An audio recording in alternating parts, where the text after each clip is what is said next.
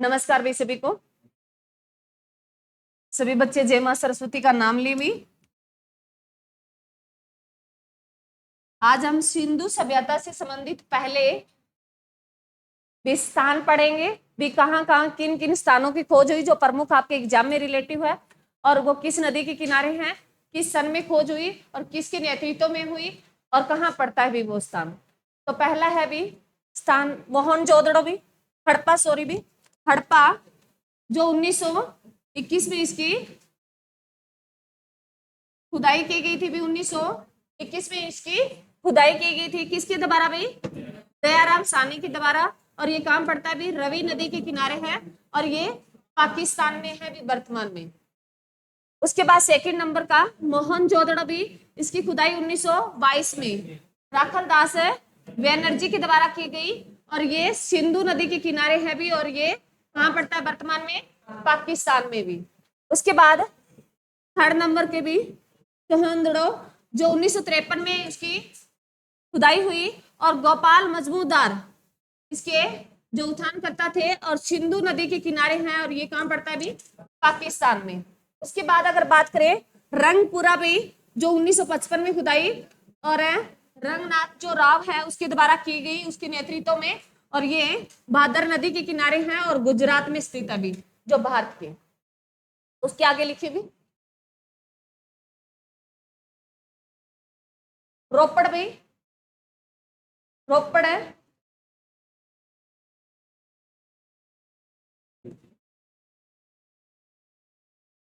रोपड़ भाई जो 1953 में यज्ञदत्त शर्मा भी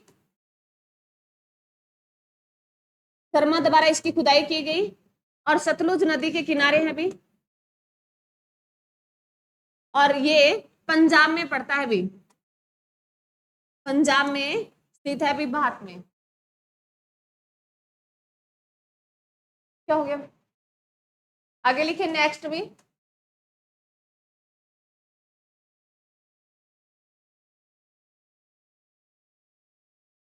आलमगीरपुर भी, आलमगीरपुर जो कहां पड़ता है भी?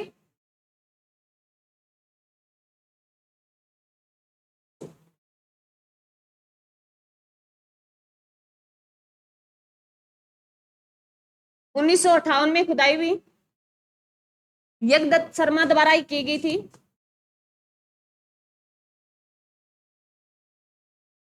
और ये कौन सी नदी के किनारे है भी? हिल्डन नदी। और कहां पड़ता है ये? यूपी में, मेरठ यूपी में पड़ता है भी, ये मेरठ है।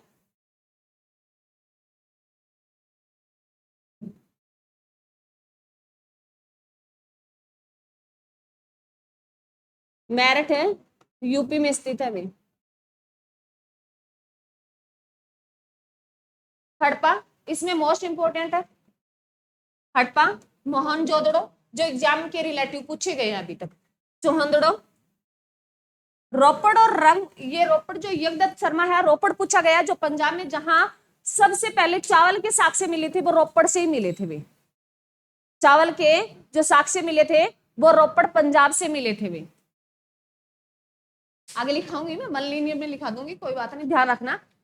और आलमगीर ये पूछा गया, ये मोस्ट इंपोर्टेंट है, इनमें जो याद रखने हैं आपको। आगे चले भी, पीछे हो गया भी।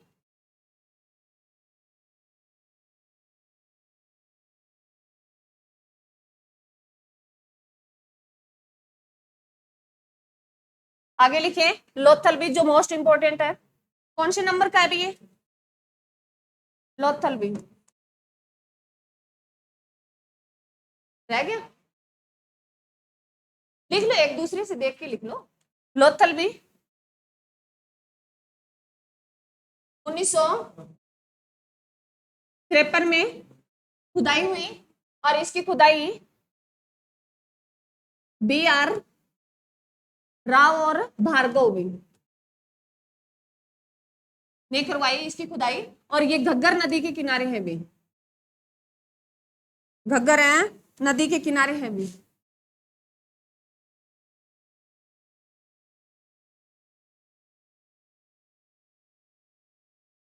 ये घग्गर नदी के किनारे है भी लोथल भी, जो ये अहमदाबाद गुजरात में स्थित है वर्तमान में।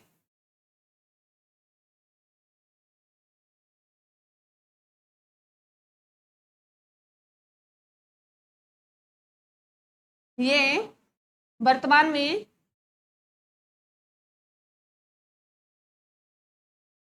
अहमदाबाद में और गुजरात में स्थित है भी।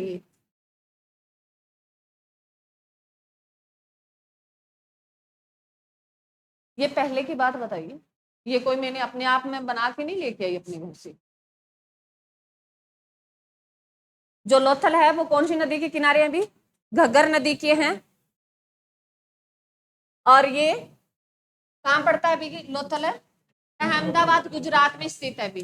मोस्ट इंपोर्टेंट है, यहाँ से पूछेंगे। यहाँ हाथी दांत पैमाना मिला था भी, यहाँ से हाथी दांत है का पैमाना मिला था। और ये सबसे बड़ा गोदीवाड़ा था भी, सिंधु सभ्यता का सबसे बड़ा गोदीवाड़ा जिसे बंदरगाह बोलते हैं, वो सबसे बड़ा ये था। और जो लोथल ऐसा स्थान बताया गया, मैंने कल तुम्हें बताया भी, सिंधु सभ्यता जिसके जो मुख्य उनके घरों के गेट थे वो मेन सड़क पे ना खुल के पीछे खुलते थे। लोथल एक ऐसा उपवाद पाया गया है जिनके घरों के जो मेन गेट है वो मेन सड़कों पे खुलते थे। उसके पीछे रीजन बताया गया, क्योंकि लोथल क्या था भाई? गोदीवाड़ा था, बंदरगाह था, ताकि यहाँ से जो सामान थे जहाजों के द्वारा जो ले जाया जाता था वो जल्दी भी, बैलगाड़ी वगैरह थी उस टाइम, उस पे डाला जाए। तो जो घरों के जो गेट थे वो मेन सड़कों पे खुलते थे। ये उपवाद है सिंधु सभ्यता का। मैंने कल तुम्हें सिंधु सभ्यता में ये कहा भी, सिंधु सभ्यता में जो मकान थे, उनके जो मकान के जो गेट थे वो क्या थे? वो पीछे की गलियों में खुलते थे, मेन सड़क पे नहीं खुलते थे। उसमें उपवाद है भी, लोथल के जो मकान थे ना, लोथल में जो बने हुए थे, उनके जो गेट है वो कहाँ खुलते थे? मेन सड़क पे खुलते थे। ये एग्जाम में क्वेश्चन पूछा गया है। उसके बाद लिखो भाई नेक्स्ट, कालीबंगा भाई, कालीबंगा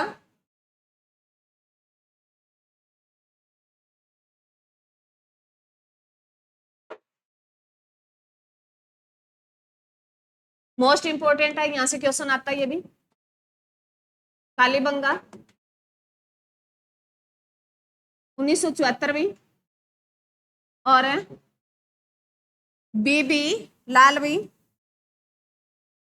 बीबी लाल, बी के थापर भी, बीबी लाल भी और बी के थापर भी। ये भी कौन सी नदी के किनारे है? घग्गर है नदी के किनारे हैं भी।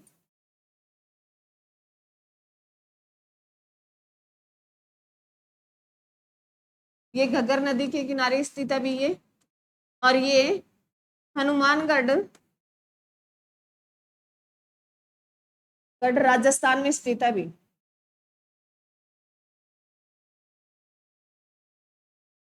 कालीबंगा जो हनुमानगढ़ राजस्थान में स्थित है।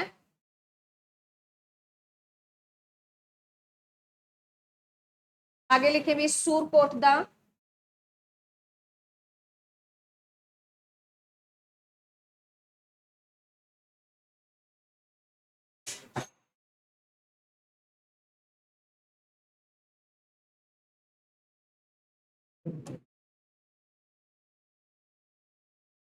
सूरकोटदा मोस्ट इंपोर्टेंट है भी।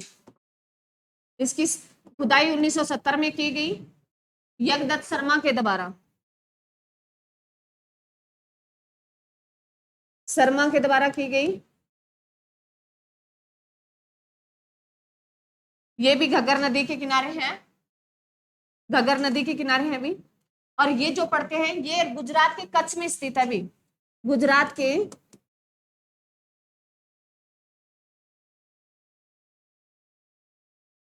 कच्छ में स्थित है भी। ये भी गोदीवाड़ा था भी, ये भी बंदरगाह थी भी, गोदीवाड़ा था। के बाद लिखे भी नेक्स्ट है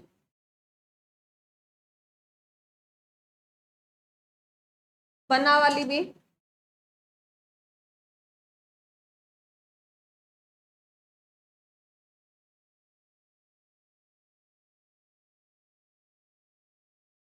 बनावाली भी,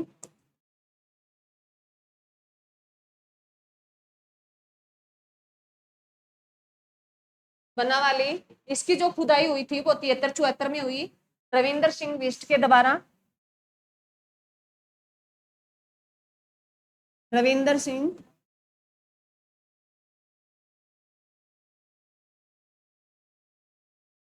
वेस्ट के द्वारा इसकी खुदाई कराई गई।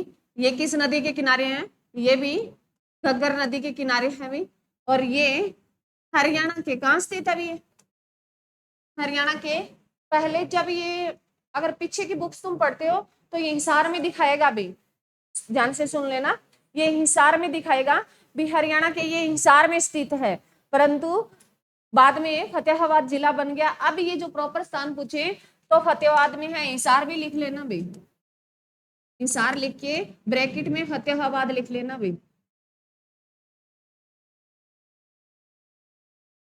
फतेहाबाद, क्योंकि ऑप्शन में अगर फतेहाबाद ना हो और हिसार दिया हो तो हिसार पे जाना होगा आपको।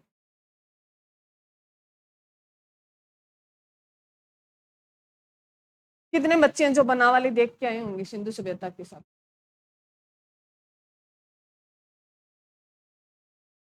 कोई है भी बनावाली से इधर? कौन है?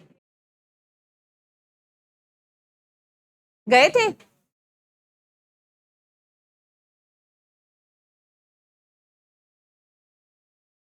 एक और लिखो भी, धोलावीरा, तो मोस्ट इंपोर्टेंट था वो तो भूल ही गए, धोलावीरा भी।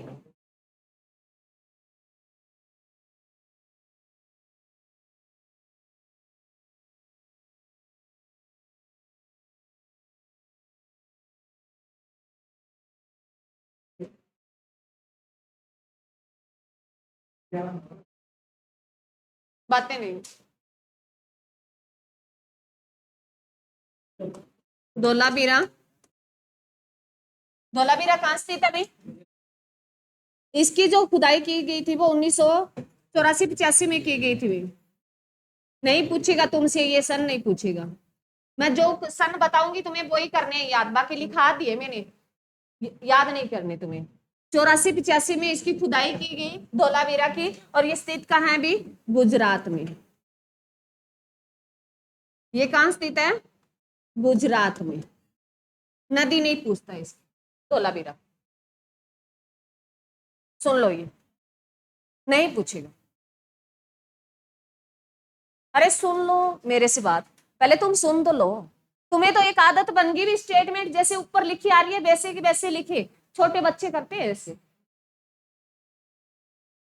इतने छोटे भी नहीं हो। अब सुन लो मेरी बात, कि, किसी ने कहा ना भी एग्जाम की हम तैयारी करते हैं ना, हर बुक्स कोई पढ़ सकता है भी, पूरी की पूरी पढ़ सकता है, याद रख सकते हो? रख सकते हो? नहीं रख सकते ना, तो वही चीजें करो ना जो एग्जाम के रिलेटेड है भी, जिसको नहीं पता वो तो सारे रट्टे मारता है, तुम वही बातें करो जो पीछे मैंने बताया भी तुम्हें। इसमें जो सन पूछेगा ध्यान से सुनना, हड़प्पा का पूछता है, मोहनजोदड़ो को पूछता है, चोंदड़ो का सन नहीं पूछता भी, हाँ चोंदड़ो स्थान पूछता भी, ये कहाँ है और कौन सी नदी के किनारे है, कहाँ स्थित है चोंदड़ो। उसके बाद है रंगपुरा, इसका कोई सन नहीं पूछता, हाँ इसकी खुदाई करता पूछ सकता है, उत्खनन करता पूछेगा। रोपड़ है, रोपड़ भी यज्ञदत्त शर्मा पूछता है, रोपड़ ये नहीं पूछता, बस सिर्फ रोपड़ ये पूछेगा भी चावल के साक्ष्य सबसे पहले कहाँ मिले थे। मैंने लिखाने को लिखा दिए, ये तुम्हें हर बुक्स में मिलेंगे, कोई बुक्स उठाओगे तुम्हें ये पूरी पूरी प्रिंट करी हुई मिलेगी, तो तुम्हें ये याद नहीं करने, सन सिर्फ दोनों के करने हैं, हड़प्पा के और मोहनजोदड़ो के, जो बहुत बार एग्जाम के पीछे पीवाई क्यों उठा के देख लेना, इन्हीं की 2 बार पूछ गए, बाकी किसी का सन नहीं पूछता, बाकी जो इतने मैंने लिखाने को लिखा दिए तुम्हें किसी का कोई सन नहीं पूछता भी खुदाई कब हुई, सिर्फ 2 के ध्यान रखना है, एक हड़प्पा का एक मोहनजोदड़ो का, हाँ इनका पूछता है। क्लियर है? अरे क्लियर है या नहीं है? उसके बाद इनके सन भी पूछता है, जो उत्खनन करता है वो भी पूछता है, नदी भी पूछता है और स्थान भी पूछता भी, ये कहाँ स्थित है। ये पूरे के पूरे करने हैं तुम्हें दो तो। बाकी जो है चुहुंदड़ू है, इसका कुछ नहीं पूछता, ये पूछता भी वर्तमान में ये कहाँ है, तो कहाँ है ये, पाकिस्तान में है। कौन सी नदी के किनारे, सिंधु नदी के। अभी तक कोई एग्जाम में क्वेश्चन नहीं पूछा गया। हाँ चुहुंदड़ू पूछा गया भी, ये कहाँ स्थित है। क्लियर है।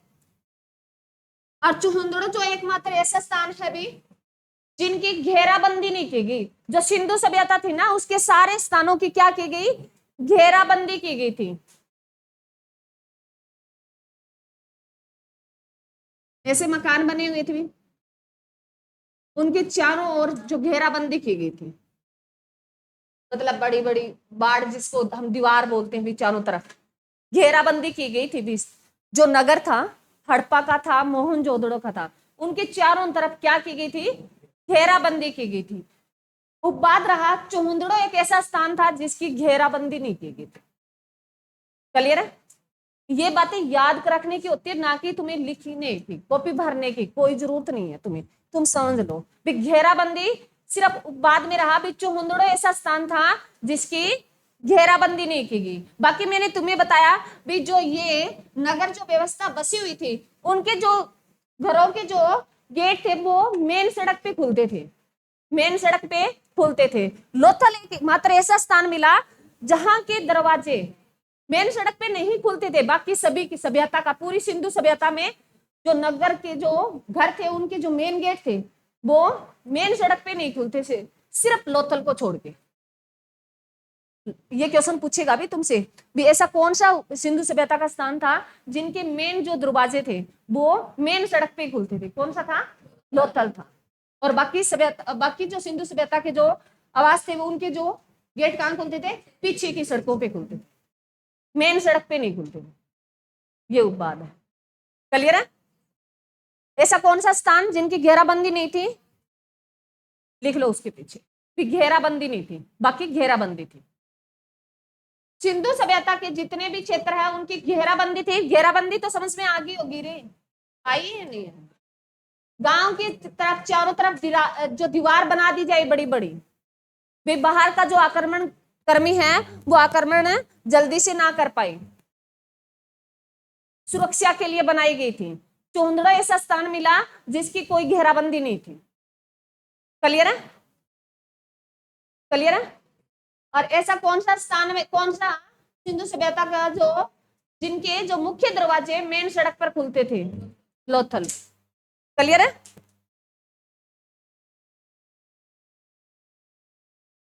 उसके बाद चलो, उसके बाद जो रोपड़ है, रोपड़ से पूछेगा भी, रोपड़ है लिख लो तुम इसके साथ ही।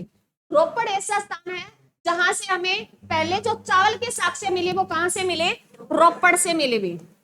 चावल के जो साक्ष्य मिले थे वो कहां से मिले, रोपड़ है, पंजाब से मिले भी। और एग्जाम में पूछा हुआ क्वेश्चन है ये। उसके बाद आलमगीरपुर है, ये सिंधु सभ्यता का कौन सी दिशा में स्थित था भाई, आलमगीर पूर्व में। ये पूछेगा भाई, आलमगीर पूछेगा, नदी पूछता है इसकी। और ये कहां स्थित है ये पूछेगा, सन नहीं पूछता। यज्ञदत्त शर्मा पूछेगा, सन नहीं पूछेगा। सन सिर्फ दो करने आपको, मोहनजोदड़ो और हड़प्पा का। क्लियर है।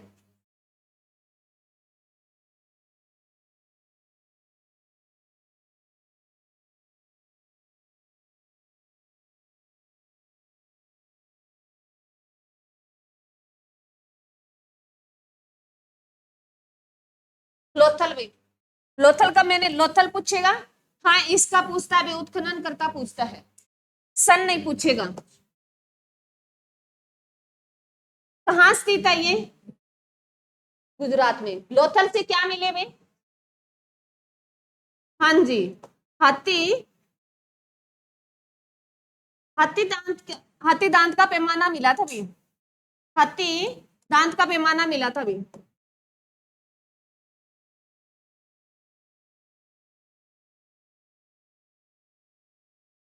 लोथल से। और लोथल ऐसा स्थान है जिसके क्या थे भी, मेन गेट है, मेन सड़कों पर खोले गए थे। और ये क्या था भी, सबसे बड़ा गोदीवाड़ा था भी। लोथल क्या था, सबसे बड़ा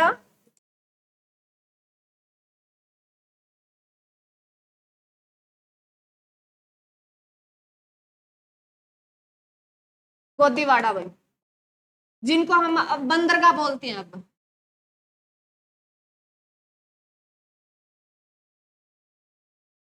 अरे जहां से सामान, समुद्री जहाजों से सामान ले जाए लाया जाता है, वो है बंदरगाह।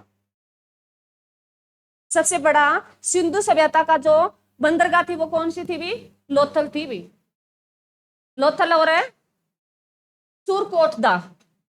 सुरकोटदा, ये दो सबसे बड़े गोदीवाड़े थे भी। लोथल और है सुरकोटदा, जो सबसे बड़े गोदीवाड़े थे भी, बंदरगाह थी सबसे बड़ी। अगर पूछ ले भी सिंधु सभ्यता में सबसे पहले गोदीवाड़ा और बंदरगाह के साक्ष्य मिले, वो कहां से मिले? लोथल और है सुरकोटदा से मिले। दोनों ही कहां स्थित है? गुजरात में है। कहां स्थित है? गुजरात में है। क्लियर भी? उसके बाद है भी कालीबंगा। कालीबंगा से क्या मिला भी? काले रंग की चूड़ियां मिली। काले रंग की चूड़ियां मिली थी भी। काले रंग की चूड़ियां मिली थी। कांच और मिट्टी दोनों की मिली थी। कांच और मिट्टी की चूड़ियां मिली थी काले रंग की, और उसी के नाम पे कहते हैं भी इसका नाम कालीबंगा रखा गया था। और ये कहां स्थित है? ये एग्जाम में पूछा गया, मोस्ट इंपोर्टेंट है भी, ये एग्जाम में पूछा गया है। कालीबंगा से कांच की चूड़ियां और मिट्टी की चूड़ियां बनाई हुई काले रंग की चूड़ियां मिली थी, इतना लिख लो। काले रंग की चूड़ियां जो हमें कहां से प्राप्त हुई? कालीबंगा से, और उसी के नाम पे कहते हैं इसका नाम रखा गया था। रखने वाले ही हमें। क्लियर है? और सबसे पहले जोतते हुए खेत के साक्ष्य मिले थे ना, वो भी कालीबंगा से मिले थे। सबसे पहले जोतते हुए खेत के, जोतते हुए खेत के जो साक्ष्य मिले थे वो कहां से मिले थे? कालीबंगा से मिले थे। जोते हुए खेत के साक्ष्य सबसे पहले कहां से मिले? कालीबंगा से। और काले रंग की चूड़ियां कालीबंगा से। ये एग्जाम में क्वेश्चन दोनों ही आए हुए हैं। काले रंग की चूड़ियां वाला क्वेश्चन पूछा गया है, और कालीबंगा ये पूछा गया भी कालीबंगा कहां स्थित है। जो कहां स्थित है अभी? हनुमानगढ़, जो राजस्थान में स्थित है। और कालीबंगा की जो खुदाई करने वाला कौन था भी? पीवी लाल और बी के थापर था। में क्लियर है? हाँ, ये क्वेश्चन पूछा गया है। यहां से इतने क्वेश्चन आए भी कालीबंगा से। क्लियर है? हाँ, कालीबंगा कौन सी नदी के किनारे है? घग्गर नदी के। ये भी क्वेश्चन आया अभी। मैंने तुम्हें हर वन लीनियर क्वेश्चन जो एग्जाम के ओरिएंटेड, जो एग्जाम में आया वो बता दिया अभी। बाकी तुम अगर पढ़ना भी चाहते हो तो कोई भी एनसीईआरटी की उठा लेना भी बुक्स, उसकी प्रॉपर पढ़ लेना, उसमें बहुत कुछ दिया है। परंतु एग्जाम के ओरिएंटेड यही बातें थी जो आपके एग्जाम में पूछी जाएगी। मेरा टारगेट है तुम्हें कम टाइम में हिस्ट्री कंप्लीट कराई जाए और वही क्वेश्चन, वही चीजें बताई जाए जो एग्जाम के ओरिएंटेड। और तुम्हें इंटरेस्ट है हिस्ट्री पढ़ने का तो भी एनसीईआरटी पढ़ा करो।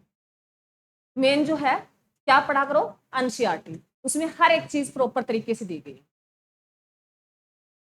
क्लियर है? क्योंकि तुम यहाँ टीचर क्या पढ़ाता है? टीचर बच्चे को इतना व्यू दे देता है, 50-60% उसको बता देता है इस तरीके से क्वेश्चन आएगा। और तुम क्या चाहते हो भी? हम पेज भर ले बस। पेज भरने से कोई फायदा नहीं है। जितना एग्जाम में पूछा जाए उतना ही करें। मैं आपको 100 शब्द बताती हूँ तो आप उसमें से 50-60 ही करते हो, और मैं 100 शब्द वो चुनिंदा शब्द बताती हूँ जो 1000 शब्दों में से चुन के लेके आई। क्योंकि 1000 के 1000 शब्द तुम्हें नहीं लिखाए जाते, वो तो फिर कॉपीराइट हो गया। अरे कॉपीराइट होता है वो तो बुक्स का, फिर बुक पीडीएफ ही लगा देते हैं यहां से। समझते हो इस बात को? तो कालीबंगा से किस चीज की साक्ष्य मिली हुई?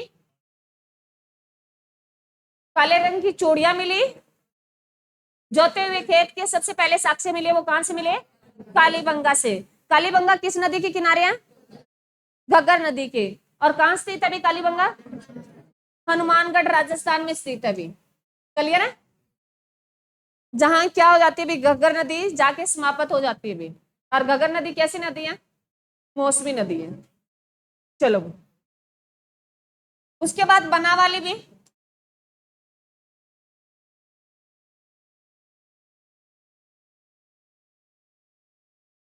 बनावाली भी जो बनावाली है इसकी खुदाई 73-74 में हुई। नई क्वेश्चन पूछा जाएगा, हरियाणा जीके में पूछेगा, ये ध्यान रखना। इंडिया जीके करा रही हूं मैं, हरियाणा जीके में आपसे बनावाली का प्रॉपर पूछेगा भी, कहाँ इसकी खुदाई हुई, किसने कराई, कब हुई, ये क्वेश्चन आपके हरियाणा जीके से संबंधित है। इंडिया जीके में तुम्हें इतना ही करना है भी बनावाली है जो कहां पड़ता है, भी हरियाणा में पड़ता है।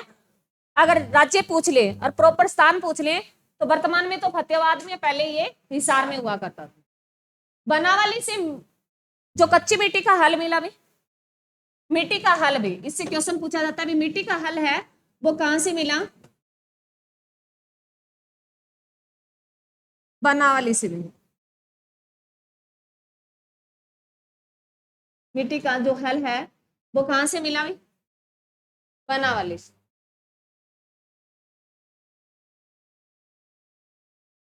बनावाली और जो कालीबंगा है, यहाँ अग्नि अग्नि के जो पात्र मिले भी, जो हवन कुंड वगैरह होते हैं उनके साक्ष्य मिले, हवन कुंड के साक्ष्य मिले भी, अग्नि के पात्र मिले, हवन कुंड के जो साक्ष्य मिले वो कहां से मिले, कालीबंगा और बनावाली से भी हवन कुंड के साक्ष्य मिले। अरे हवन कुंड जानते हो,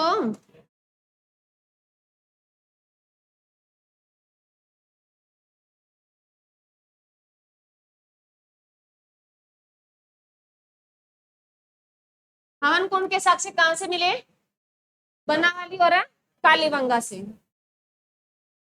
बनावाली की खुदाई किसने करवाई थी भी, रविंद्र सिंह विशिष्ट ने करवाई थी। कब करवाई, 1973-74 में। ये आपके हरियाणा जीके में आएगा 100% प्रॉपर। इंडिया जीके में इतना पूछा जाएगा भी, बनावाली है वहां से मिट्टी का हल मोस्ट इंपोर्टेंट है, बहुत बार पूछा गया। उसके बाद है भी धोलावीरा भी most important, very very important. Dholavira जो है ये कहां स्थित है भी, गुजरात में। इतना पूछा गया क्वेश्चन वन लीनियर में आपको, जो धोलावीरा कहां स्थित है भी, गुजरात में। सिंधु सभ्यता का सबसे बड़ा स्थान भी, इसके बारे में बताना, धोलावीरा।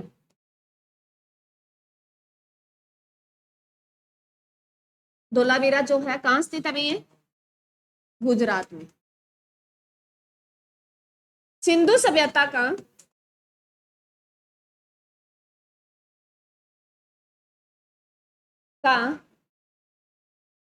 सबसे बड़ा स्थान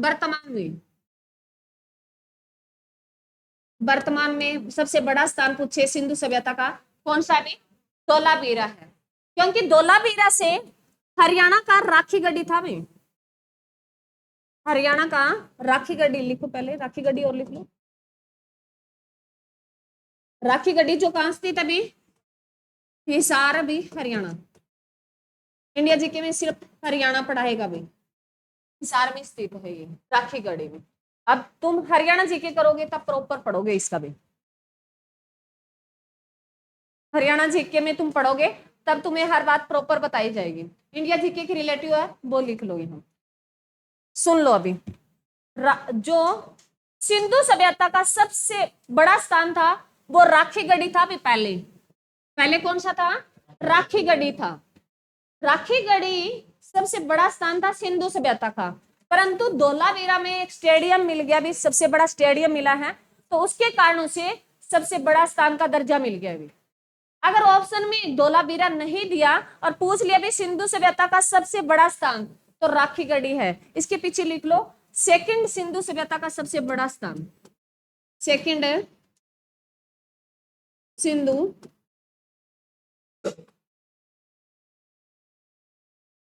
सभ्यता का सबसे बड़ा स्थान। अगर ऑप्शन में धोलावीरा नहीं है और पहला ही पूछ ले तो राखी गढ़ी पे चले जाना। मैंने तुम्हें कहा भी हर क्वेश्चन और ऑप्शन पे डिपेंड करती है कई बात। अगर धोलावीरा है और पूछ लिया भी सबसे बड़ा स्थान सिंधु सभ्यता का कौन सा है, भी धोलावीरा ही आएगा। और सेकंड भी पूछ लेता है कई बार। सेकंड सबसे बड़ा सिंधु सभ्यता का स्थान कौन सा है? राखीगढ़ी, जो कहाँ स्थित है अभी? हिसार हरियाणा में स्थित है। धोलावीरा को 40वें नंबर की धरोहर में शामिल कर लिया गया है। देखो भी, धोलावीरा को मोस्ट इंपोर्टेंट है, ये एग्जाम में क्वेश्चन पूछेगा। धोलावीरा को 40वें नंबर की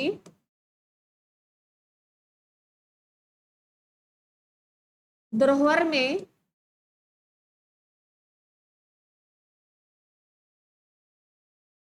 शामिल कर लिया है।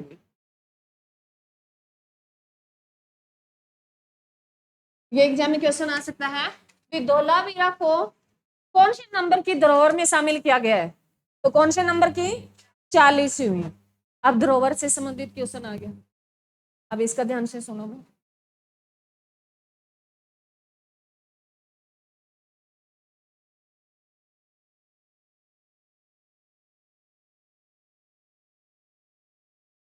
भारत में, लिखो भी, भारत में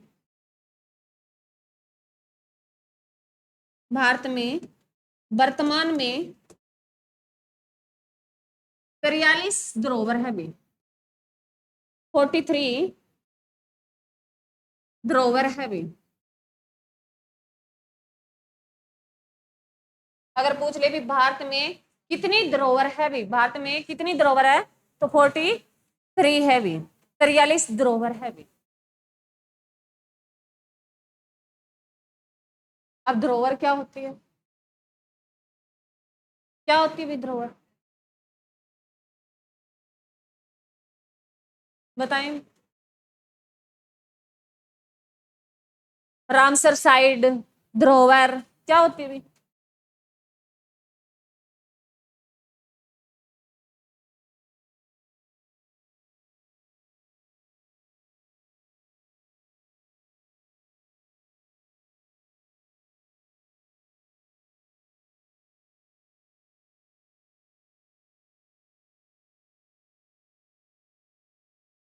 कोई बच्चा बता सकता भी? धरोहर और रामसर साइड भी क्या होती है? ये वो स्थान है जिनको, जो खतरे में है भी, नुकसान हो रहा है, जिसको प्रकृति से, मतलब मानव से, उनको उनमें शामिल किया गया अभी, उनकी रक्षा करने के लिए, उनके बचाव के लिए ये शामिल की गई है। धरोहर अलग पूछी जाती है, रामसर साइड अलग पूछी जाती है। रामसर साइड में भी ऐसी जगह में, रामसर साइड में, जैसे रामसर साइड पूछे भी, भारत में वर्तमान में ये 89 हो चुकी है भी। भारत में रामसर साइड जो है वर्तमान में 89 हो चुकी है, और धरोहर है ये 43 हो चुकी है। एग्जाम में क्वेश्चन पूछेगा आपसे। जो धरोहर है और रामसर साइड है, इनका टारगेट होता है भी उनको बचाया जाए, उनके रख रखाव के लिए व्यवस्था की जाए, उनमें उनको शामिल किया गया है। भारत की 43 धरोहर शामिल हो चुकी है। धरोहर में पूछे कि सबसे पहली धरोहर में, पहला पूछ लेता है, धरोहर में पहला धरोहर जो शामिल की गई थी वो की गई थी भी चिल्का झील की गई थी। चिल्का झील भी, चिल्का झील पहली धरोहर जो शामिल की गई थी, चिल्का झील को पहली धरोहर। 40वें नंबर की, 40 से लिख लो भी, 40 से पूछेगा 40वीं कौन सी शामिल की गई हुई, जो अभी बताया तुम्हें। 40वें कौन कौन था भी? धोलावीरा को शामिल किया गया धरोहर में, धोलावीरा में। और 41वें नंबर की लिख लो, शांति निकेतन भी यूनिवर्सिटी को, शांति निकेतन विश्वविद्यालय को शामिल किया गया है।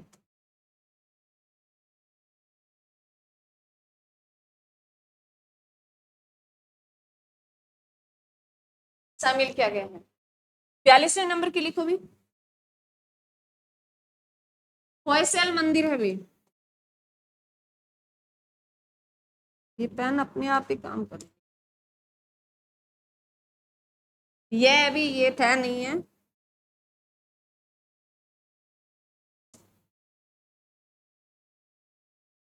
होयसल मंदिर में। ये होयसल मंदिर पढ़ते हैं भी, कहाँ पढ़ते हैं? कर्नाटक में।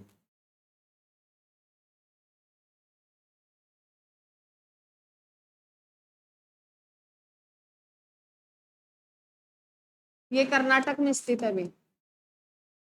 ये एक झुंड है मैं मंदिरों का, सर्च करके फोटो देख लेना भाई। मेरे पास ना तो मेरे को इतना सिस्टम चलाना आता, मैं दिखा नहीं सकती, तुम सर्च करके, सभी के पास फोन है तो देख लेना। 42वें नंबर के होयसल मंदिर है जो धरोहर में शामिल किए गए हैं। ये मंदिरों का झुंड सा है भाई, कई मंदिर है इकट्ठे, ठीक है। और जो शांति निकेतन जो विश्वविद्यालय है कहाँ स्थित है? मैं जिससे पूछूं वही बताएं। अमित, शांति निकेतन जो विश्वविद्यालय वो कहाँ स्थित है? बातें नहीं। मैंने क्लास में बताया या नहीं बताया? बताया था या नहीं बताया? बताया था।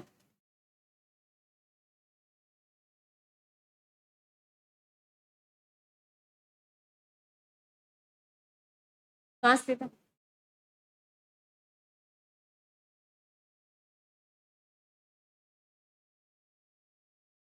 लिखोगे? वेस्ट बंगाल में, पश्चिम बंगाल में स्थित है। मैंने हजारों बार तुम्हें क्वेश्चन बताया है।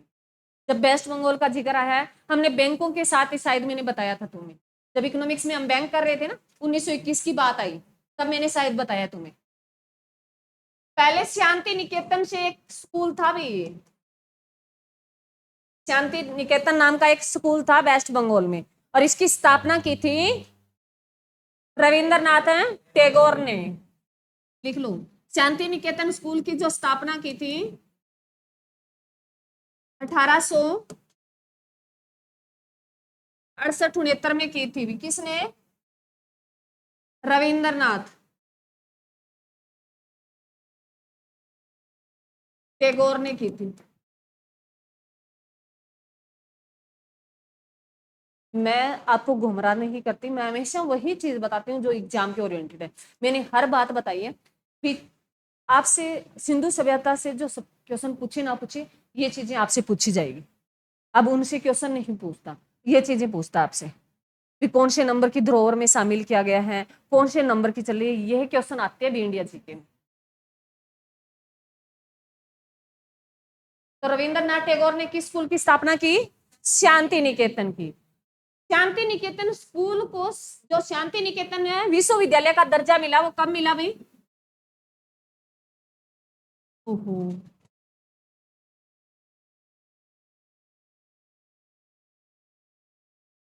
इसके साथ ही लिखा देती हूँ। शांति निकेतन है जो विश्वविद्यालय है, इसको दर्जा दिया गया 1921 में, विश्वविद्यालय का दर्जा दिया गया था उसे। 1921 में विश्वविद्यालय का दर्जा दिया गया था, और इसे 42वें नंबर की, कौन से 41वें की लिखी है ना, हाँ 41वें नंबर की धरोहर में शामिल कर लिया गया है। और 42वें नंबर की जो धरोहर है वो कौन सी है? होयसल जो मंदिर है, कहाँ के? कर्नाटक के। और देख लेना भी ये मंदिर, तुम एक बार ना, कई बार हम फोटो देख लेते हैं तो ध्यान में रह जाता है। 43वें नंबर की धरोहर लिखिए।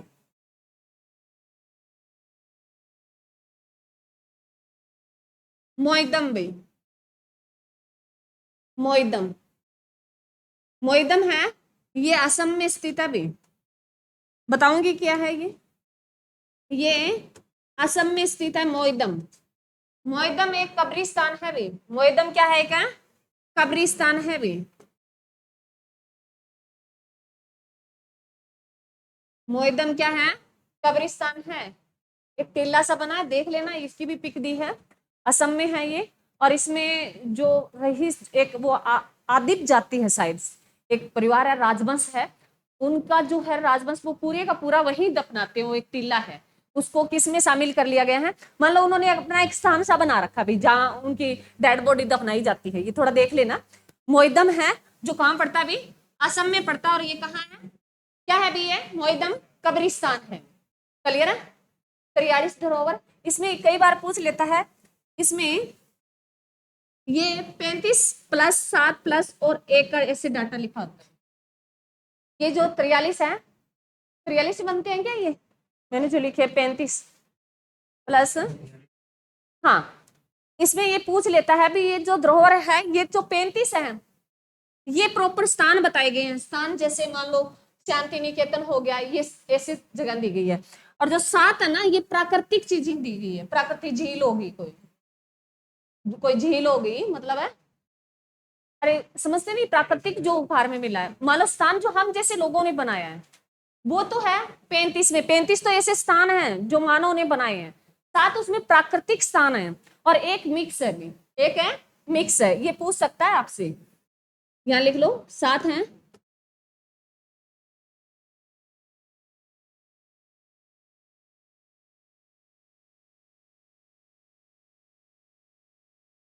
प्राकृतिक स्थान है और एक मिक्स है भी, मिश्रित है। किन का? मानव और प्राकृतिक का। जो मिश्रित है वो लिख लो काजीरंगा राष्ट्रीय उद्यान में। मिश्रित है वो काजीरंगा राष्ट्रीय उद्यान में। काजीरंगा राष्ट्रीय उद्यान कहाँ स्थित है भाई? असम में। वेरी गुड भी, बहुत बार एग्जाम में पूछा गया। कहाँ स्थित है? असम में स्थित है। और यहाँ क्या देखने को मिलता है भाई? एक सींग वाला गेंडा देखने को मिलता है। अगर पूछ ले भी एक सींग वाला गेंडा है वो किस राष्ट्रीय उद्यान में देखने को मिलता है, तो काजीरंगा राष्ट्रीय उद्यान में। ये सिंपल क्वेश्चन भी पूछा गया है। और असम के सिवा काजीरंगा राष्ट्रीय उद्यान को छोड़ के और कहाँ देखने को मिलता है, तो वेस्ट बंगाल में भी। कहाँ भी? वेस्ट बंगाल में। असम और वेस्ट बंगाल में एक सींग वाला जो गेंडा है वो दिखाई देता है भी 2 जगह, असम और वेस्ट बंगाल में। असम में किसमें? काजीरंगा राष्ट्रीय उद्यान में। तो ये थी भी आपकी धरोहर। धोलावीरा को शामिल कर लिया। कौन से नंबर पे? 40वें नंबर। क्लियर है भाई? उसके बाद मैंने रामसर साइड लिखी थी क्या?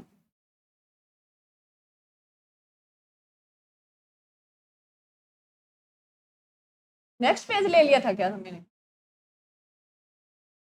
चलो यहाँ लिख लो, रामसर साइड का और लिख लो। अभी जिक्र कर लिया तो साथ ही लिख लेते हैं। रामसर साइड, ये रामसर साइड एक स्थान है भी ईरान का ही है। वहां बैठक हुई 1972 में, और वहां इन जो है जिनको नुकसान हो रहा है मानव और प्रकृति से, उनको शामिल करने का बेड़ा उठाया, और उसको रामसर साइड है। इसको हम आदर भूमि दिवस के रूप में मनाते हैं। जो कौन सी भी, किस तारीख को हम आदर भूमि दिवस के रूप में मनाते हैं? आदर भूमि दिवस कौन सी तारीख को मनाते हैं? 2 फरवरी। वेरी गुड भी, लिखो भी 2 फरवरी को आदर भूमि दिवस मनाते हैं। 2 फरवरी 1972 को ही, 1972 को ही ईरान में रामसर जगह है, स्थान है। रामसर एक स्थान है, जैसे हमारे यहाँ फतेहाबाद स्थान है, वैसे ही ईरान का रामसर स्थान है। वहां ये बैठक हुई, फैसला लिया गया भी प्रकृति से और मानव से संबंधित जो इमारतें नुकसान हो रही है उनको बचाया जाए, रख रखाव किया जाए। और इस रामसर साइड में अभी तक हमारे भारत की, एग्जाम में क्वेश्चन पूछ सकता है भी रामसर साइड में हमारे भारत की 89 साइड शामिल होगी भी। रामसर साइड पूछे भी भारत में कितनी रामसर साइड है भी, तो 89 है भी। सबसे ज्यादा पूछ ले भी किस राज्य में है? सबसे ज्यादा पूछ ले तो किस में? अभी तमिलनाडु में। अगर पूछ ले भी सबसे ज्यादा किस राज्य में रामसर साइड है, ये एग्जाम में क्वेश्चन आ सकता है, तमिलनाडु में है भी। अब तुम क्वेश्चन है तुम्हारे लिए, हरियाणा में जो 2 रामसर साइड में शामिल किया गया वो कौन सी जगह में?